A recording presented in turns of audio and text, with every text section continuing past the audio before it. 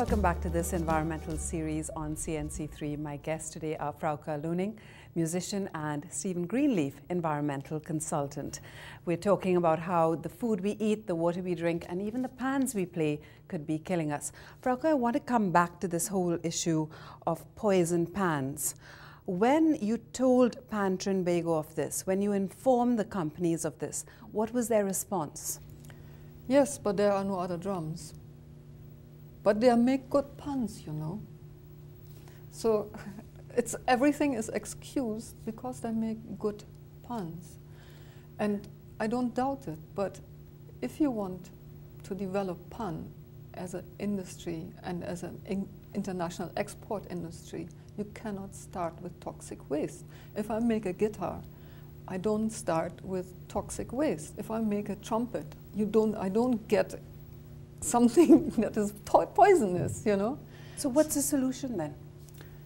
What is the solution? I think, I know, for example, there's a pan maker in Germany, of all places. He has a little company that makes drums for him.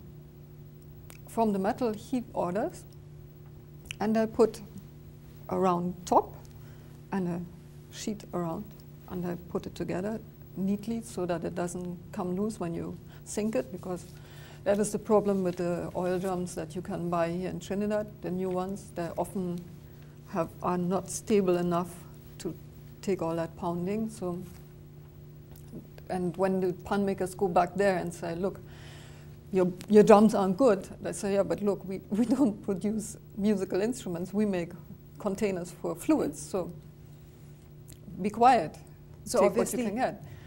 We need a better facility to put drums together, clean drums, or we need a facility that cleans these toxic waste drums and makes them available for pan makers afterwards. But I think these are the two possibilities. And yes. I think it's not so difficult to put two sheets of metal together. I think even in Trinidad that could be done. And that could save lives. Stephen, I want to come back to this point of quality control. What you were saying earlier about the link between the vegetables we eat. Everybody says vegetables are very, very healthy for you.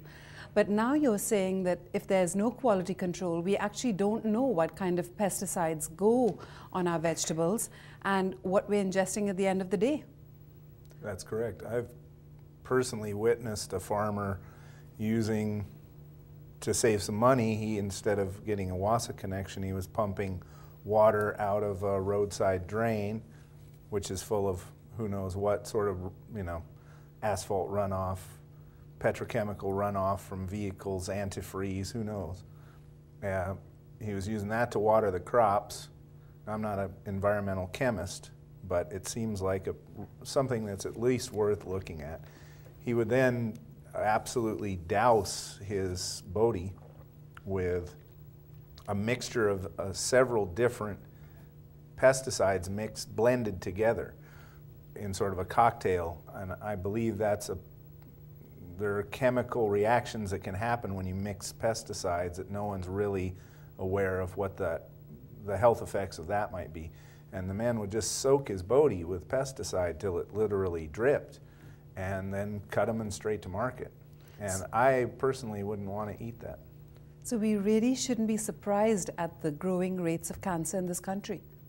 Well, I mean, there's no reason to assume that the results would be any different in Trinidad than they have been all over the world and well documented in hundreds of case studies that show that how we deal with the environment in general ends up in our bodies. And the good news is there are solutions. It's not all doom and gloom. But I think it's important that people be aware. And there's a cultural thing about Trinidad that's good in this regard. Everybody likes their bush medicine. People like to have a little home garden. And so they're aware, I think more aware than in my culture, for example, of alternative foods, of alternative ways of preparation. So it's a good thing. People, Trinis, tend to really think about this. And that can be used to the advantage of everyone. Let's talk about water pollution in this country. You were telling me yesterday that actually you wouldn't want to really eat our fish either off our shores.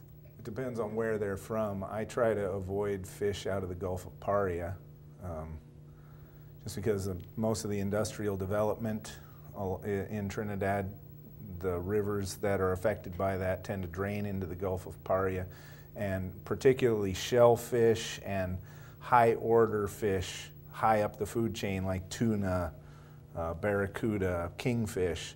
They're near the top of the food chain. Again, chemicals tend to bioconcentrate. So there's a little bit in the algae and a little bit in the plankton, and then it concentrates into the smaller fish, and it concentrates again as it goes up until finally we're snacking on a tuna or a big prawn.